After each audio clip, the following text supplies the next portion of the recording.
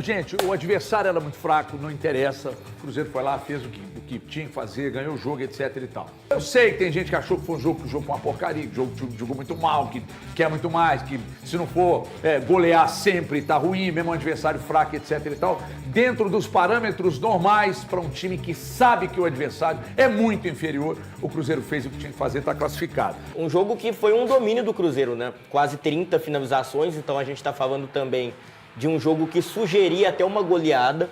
A gente fala de um Cruzeiro desfalcado, com necessidade de melhorar o ataque também, mas durante o jogo ficou claro que, tendo um pouco mais o pé na forma, seria uma goleada. O Cruzeiro construiu para isso, a gente já viu em outros jogos no Mineirão também, o Cruzeiro tendo esse volume de jogo, então, até pela ausência de jogadores importantes, o Cruzeiro que agora vai se reforçar mais, vai ter mais poder de fogo, tende a transformar essas chances em mais gols nas próximas partidas.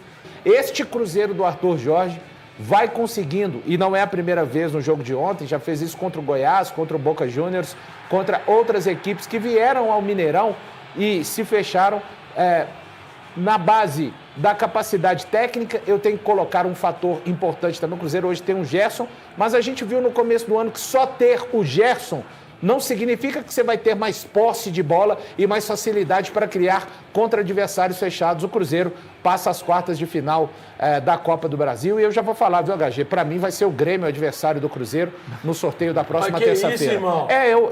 Adivinhando o sorteio? Não, eu não estou adivinhando. Eu estou falando que Por que você acredita nisso? HG me veio assim, em pensamento. Da última vez que ele falou isso, Me veio ele em já pensamento. sabia, era informação. E a gente não tem porque se compromisso for o Grêmio- com isso. E a gente vai se divertir com isso até a próxima terça-feira, 11 horas, né? Quando será o sorteio. Mas ontem me veio em mente que o Grêmio será o adversário do Cruzeiro. Até porque se for o Grêmio, É freguês.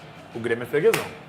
Freguesaço. Pela tônica que a gente tem visto no trabalho do Arthur Jorge, esse time tem bola o suficiente e é organizado o suficiente para buscar um título relevante em 2026. Eu confio nisso e acredito nisso porque eu consigo enxergar esse time jogando. E aí, HG, a gente fala sobre, por exemplo, o favoritismo do Flamengo, pensando já no jogo da próxima quarta-feira, que eu sei que o torcedor cruzeirense está pensando muito nesse jogo. É o que se fala mais, assim, hoje, quando a gente conversa com qualquer torcedor cruzeirense. E aí, pensando no jogo da próxima quarta-feira, em termos de organização, eu vejo o Cruzeiro mais organizado que o Flamengo, por exemplo. Não à toa o Flamengo lá tem um trabalho mais hoje. organizado é mesmo. Tô falando de organização, Não falo que o Cruzeiro tem melhores jogadores, que é melhor e tal. Eu falo como conjunto, como time, eu prefiro o Cruzeiro ao Flamengo. O Flamengo hoje não tem um conjunto tão bem alinhado, tão bem desenhado. E eu vejo muito a dificuldade do Léo Jardim, as críticas que são feitas a ele. E aí a gente vê no Cruzeiro, por mais que o Cruzeiro sofra algumas oscilações, por exemplo, o jogo contra o Botafogo foi um jogo ruim e atípico do Cruzeiro, a gente vê uma tônica de um time muito mais organizado. E o jogo de ontem ficou muito nítido isso. E aí, num time organizado, as qualidades individuais, elas sobressaem. O Gerson sobressai. O Gerson, para mim, tá comendo a bola, tá? O Gerson tá jogando muita bola. Muita gente fala, mas ele não tem nem gol pelo Cruzeiro. Ele fez gol não, né, Valuzinho? Não. Você que é bom de cabeça nessas coisas. Ele não fez gol pelo Cruzeiro. Mas o cara tá comendo a bola, velho. Tem Mas o que ele cria de condição para os demais? é um absurdo, HG. Tem um edit dele contra o Coritiba. Cara, se você parar pra assistir aquilo ali, você entende o que foi o jogo. Porque o Gerson participa de tudo, cara. O Gerson participa da construção de todas as jogadas. Ele pode não ser o cara do último passe, da assistência, pode não ser o cara do gol, mas é o cara que pensa o jogo. Então, assim, nós estamos falando de um cara que é muito acima da média. Inclusive, eu volto a cobrar. O Gerson tem que ir para a seleção brasileira. Matheus Pereira tem que ir para a seleção brasileira. Esses caras são acima da média. E não tem como não cobrar isso, Valorzinho. Deixa aqui, né? Melhor. O Cruzeiro fez o dever de casa, né? Eles tinham que fazer. Acho que a gente pode até destacar alguns pontos importantes. Ver o João Marcelo entrando e jogando como ele jogou ontem, eu acho que mostra que o Cruzeiro está muito bem servido, né? E eu acho que até ele utilizou o momento certo, porque vai aí que você tem algum tipo de necessidade, você dá esse ritmo de jogo. E olha como é que são as coisas, né? Daqui a um mês e meio atrás, a gente estava aqui discutindo qual seria o volante do Cruzeiro para enfrentar o Flamengo. Hoje eu acho que não existe dúvida nenhuma, já está configurado, o Mateuzinho vai entrar e tem ido muito bem nos jogos, fazer gol, cria para ele assim uma confiança. Agora só tem um detalhe, viu, Mateuzinho? Bora benzer, velho. Bora benzer. Impressionante. Toda hora é uma contusão num lugar diferente. É impressionante, cara. Que maré de azar que esse rapaz tem. Ó, não custa nada. Independente das religiões aí. Mas vai lá, porque eu acho que o pessoal tem muita gente tá torcendo contra você aí, né? Mas eu acho que o Cruzeiro chega para enfrentar o Flamengo, né? Vamos dizer assim, num clima talvez até mais tranquilo do que o Flamengo. O Flamengo está lá numa situação, e eu sei que o torcedor do Cruzeiro ainda tem que entender que tem um jogo antes, né? Tem um jogo antes do Flamengo, mas é porque todo mundo cria essa expectativa de que é o Flamengo, e é claro, é um jogo importantíssimo, mas jogou, convenceu. A gente vê o Gerson, cara, como o Gerson joga bola, né? Impressionante como esse cara, eu estava vendo os números, se eu não me engano, ele tem 95% de acerto nos passes, né? No geral. Cara, impressionante, né? Como ele tem essa facilidade, e a própria entrevista do Mateuzinho ontem falando, né? Que não existe no Cruzeiro um volante fixo. Que eles vão ali, sai um, outro volta. Quer dizer, já existe esse entendimento, o time do Cruzeiro já está no mecanismo. Agora, com a chegada desses novos atacantes aí, é que a gente vai ver a questão da beirada, né, Valu? Como é que vai ser essa? Porque o Arroio, para variar, né? Errar um gol como você errou ontem, não pode, né, meu amigo? O Arroio... Eu falo aqui de novo todo dia. Então, tá virando mestre de errar gol. Você podia ter definido, sabe por que, HG? Podia ter definido a partida muito mais cedo. Cara, e aí o Cruzeiro ficou naquela coisa, fazer o gol no último minuto. Mas historicamente, Mateuzinho, o Arroio não é um fazedor de gols. Né? Fazedor de gols? E ele está se desenvolvendo ainda, e ontem a gente viu a dificuldade que ele tem em certos momentos do jogo, né? Alguns tipos de finalização. Ele teve uma chance dentro da área, que ele tenta bater na bola, ele bate errado e ela sobe. E é um tipo de lance que a gente já viu no ano passado, a gente já viu em outros momentos ele errando. Eu acho que o Cruzeiro peca muito nesse sentido de não ter o ponta que vai garantir muitos gols. Acho até que acertou na contratação desse jogador, mas não teve sorte, foi o Peck. O Peck nos Estados Unidos era um jogador de muito gol e muita assistência. E mesmo os nomes novos que o Cruzeiro tem tido agora não são jogadores assim. Então talvez seja aí o maior problema que o Cruzeiro vai ter, pensando mais pra frente, pensando que o Flamengo é um time que vai render pro Cruzeiro brechas nas duas laterais. O Alexandre está muito mal desde o ano passado, então talvez seja aí a zona do campo que o Cruzeiro mais pode explorar. E aí você vai ter não só o Arroio, mas acredito que com o passar do tempo o João Costa já vai chegar para jogar ali também. Então o Cruzeiro tem que trabalhar um pouco melhor. Não são jogadores que são garantias de gol, mas vão aparecer, vai surgir chance para que eles tenham esse tipo de finalização. O Cruzeiro ontem só não goleou porque realmente faltou um pouco de pontaria dos pontas mesmo. Porque o Caio Jorge mesmo gerou outras oportunidades, o Matheus Pereira teve uma chance muito boa de fora da área, e a gente viu um Cruzeiro que, mais do que isso, é um time muito agressivo. Acho que a entrada do Matheus Henrique junto com o Gerson torna o time muito agressivo. O Gerson ontem, para mim, foi o melhor em campo. Eu também acho. Porque fez o Cruzeiro mudar o ritmo do jogo. Quando o Gerson tá bem, o Cruzeiro fica muito bem. O Matheus Pereira já é o cara que vai ali organizar tudo. Mas quando o Gerson tem essa bola mais atrás e consegue dar mais velocidade, o Cruzeiro cria chance demais. Mas só um detalhe, desculpa, só para poder... A comemoração do Caio Jorge também mostra, né? Independente de ser gol de pênalti, como é que é importante para ele pode tirar a camisa, fazer gol, né? É claro que tirar a camisa, cartão, essas coisas todas, eu acho que até tem que ter um pouco de ser mais comedido. Mas é porque muita gente fala assim, gol de pênalti, isso não representa e tal. E a gente sabe, cara, que pro centroavante, qualquer tipo de gol é válido. E teve uma cobrança semana passada, o torcedor cobrou na rede social lá. E ele que eu acho exagerada particularmente. Eu acho completamente desproporcional. Mas para ele mais fazer que gol exagerado. Demais, né? E voltar a fazer. Não, o Caio Jorge tem 15 gols nessa temporada. E ele não marcava, pode falar, Thiago, ele não marcava só o jejum dele só desde... Mas e sabe o que isso mostra também? É a escala Caio Jorge criada pelo Caio Jorge. A culpa é dele mesmo, né? Exato. A culpa é sua. Tipo mas assim, é uma brincadeira à parte, cara, exageraram demais com o Caio Jorge. O cara ficou 3 jogos sem fazer gol, tá? Ele não fez contra o Botafogo, ele não fez contra a própria Chapecoense e contra o Coritiba. Nós estamos falando de 3 partidas só sem fazer gol. Ele tinha feito no retorno do futebol brasileiro contra o Internacional. E aí ele voltou a fazer ontem. E, cara, nesses 3 jogos, eu acho que muito mais depois do jogo contra a Chapecoense, pegaram no pé dele de uma forma que parecia que o cara estava 1 ano sem fazer gol.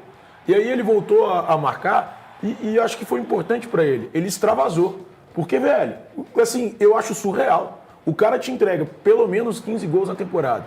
Na temporada passada foram 25 só no Brasileiro. Não, né? Na verdade, ontem ele fez um que estava impedido e assim, ele estava um metrinho ali à frente e tal. Mas, cara, ele teve o cacuete, aliás, ele tem o Cacuete tinha a tranquilidade de pegar a bola, dar um corte, finalizar. Só que estava impedido, ou seja, ele marcou 2 gols ali, um impedido. Mas eu acho que para ele, HG, era uma necessidade para dar uma resposta a esses críticos.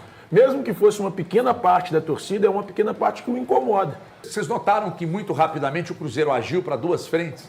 Peck e Sinisterra saíram, o Cruzeiro rapidamente trouxe 3. Inclusive, era para ter acontecido também um outro nome, né? Que foi o Brian Rodrigues, que o Cruzeiro acabou. Ah, outra coisa, tá rolando um buchicho aí que não deu certo porque o empresário do Brian Rodrigues pediu para depositar dinheiro em paraíso fiscal, que ele pediu uma comissão acima da média, que colocou umas coisas... Não, eu perguntei isso no Cruzeiro ontem, uma pessoa do Cruzeiro falou, não. O América simplesmente não aceitou a proposta do Cruzeiro e começou a fazer leilão e nós abandonamos. Foi só isso, não teve nada de, rolo, faz isso, escondido da justiça, vamos sonegar aqui, não teve nada disso. Então é o seguinte, quando conversando com o Joaquim Pinto sobre o Cruzeiro ter agido muito rápido para suprir essas duas saídas de Peck e Sinisterra, ele me disse que os jogadores que o Cruzeiro contratou agora tem 1 ano que o Cruzeiro prospectou. E aí, por exemplo, o Cruzeiro tem prospecção em todas as frentes. Todas as frentes. Goleiro, lateral, zagueiro, meia, atacante. Tem prospecção que fez há 1 ano. Aí, caso, por exemplo, vamos imaginar, vem o Jonathan Jesus, já tem a prospecção do zagueiro que deve chegar. Então, o Cruzeiro trabalha com 1 ano de antecedência. Aí, quando há necessidade, o Cruzeiro faz, obviamente, uma análise da situação atual do jogador, e aí a situação contratual, física e tal, vai lá e fala, nós queremos que você venha para cá. E o Cruzeiro também faz, segundo Joaquim Pinto, o Cruzeiro faz uma prospecção de fora para dentro também. O Cruzeiro prospecta os jogadores que saíram esse ano, o Cruzeiro já tinha prospectado que eles sairiam ano passado. E tem jogador que o Cruzeiro prospecta que daqui 1 ano podem sair. E por isso ele já adianta a prospecção de dentro para fora também. Isso é muito interessante. Eu não sabia desse modus operandi. Na verdade, a cada janela, né, HG? Até... a cada janela, que ela acontece a cada 6 meses, né? Sim. Então o Cruzeiro tem uma projeção sempre de dentro para fora e de fora para dentro, de 1 ano, cara. 1 ano. Eu acho até que ela é mais curta, né? Porque as janelas são de 6 em 6 meses. Sim. Então isso é muito interessante. Outra coisa que ele diz que vale a pena, quem é cruzeirense e quem não é, assistir, ele fala até de mercados que o Cruzeiro vai começar a trabalhar com mais intensidade, os mercados periféricos, de estados onde ainda, estados e outros países onde ainda se joga o futebol. Que o futebol perdeu aqui essa coisa lúdica, né? Em cidades do tamanho de BH, por exemplo, onde se tem muito acesso a celular, internet, em cidades onde o futebol ainda é o meio mais forte para a criança brincar, né? O Cruzeiro montando sedes, né? Nesses lugares para tentar extrair talento. Apesar da pouca idade, aos 21 anos, Wesley Teixeira chegará ao Cruzeiro para reencontrar pessoas com quem construiu uma relação especial nos tempos de Corinthians. Entre elas está o goleiro Cássio, a quem o atacante faz questão de tratar como uma figura paterna. Revelado pelo Clube Paulista, Wesley contou que sempre recebeu apoio de Cássio durante sua passagem pelo Corinthians e acredita que essa parceria continuará na Toca da Raposa 2. Segundo o jogador, o experiente goleiro participou diretamente de sua decisão de vestir a camisa celeste e ainda tem dado suporte em questões relacionadas à sua adaptação em Belo Horizonte. Quem me acompanha sabe que o Cássio sempre foi um pai para mim no Corinthians, e aqui continuará sendo. Sou muito grato pelo que ele já fez por mim. Nos falamos e ele está me ajudando em algumas coisas aqui. Falou muito bem do clube. Ele foi uma pessoa muito importante para que eu viesse para cá, afirmou o atacante durante sua chegada ao Aeroporto Internacional de Confins, na manhã desta quinta-feira. Cássio deixou o Corinthians em maio de 2024, cerca de 3 meses antes de Wesley ser negociado com o futebol da Arábia Saudita. Além do goleiro, o novo reforço do Cruzeiro também voltará a atuar ao lado do lateral direito Fagner, outro atleta com quem dividiu o vestiário no Clube Paulista. Natural de São Paulo, Wesley Gaçoba Ribeiro Teixeira atua pelos lados do campo e tem como característica jogar com o pé direito. Depois de ser revelado pelo Corinthians, foi vendido ao Al Nassr por $20 milhões há 2 temporadas. Agora defenderá o Cruzeiro por empréstimo até junho de 2027, enquanto seu contrato com a equipe saudita permanece válido até meados de 2028. O Corinthians também tentou repatriar o atacante nesta janela de transferências. No entanto, as limitações financeiras enfrentadas pelo clube impediram que a negociação fosse concluída. E aí, galera, o que acharam? Deixem suas opiniões nos comentários. Não se esqueçam de deixar o like, se inscrever no canal e ativar o sininho para receber as notificações. Até mais, Nação Celeste! Vamos pra frente!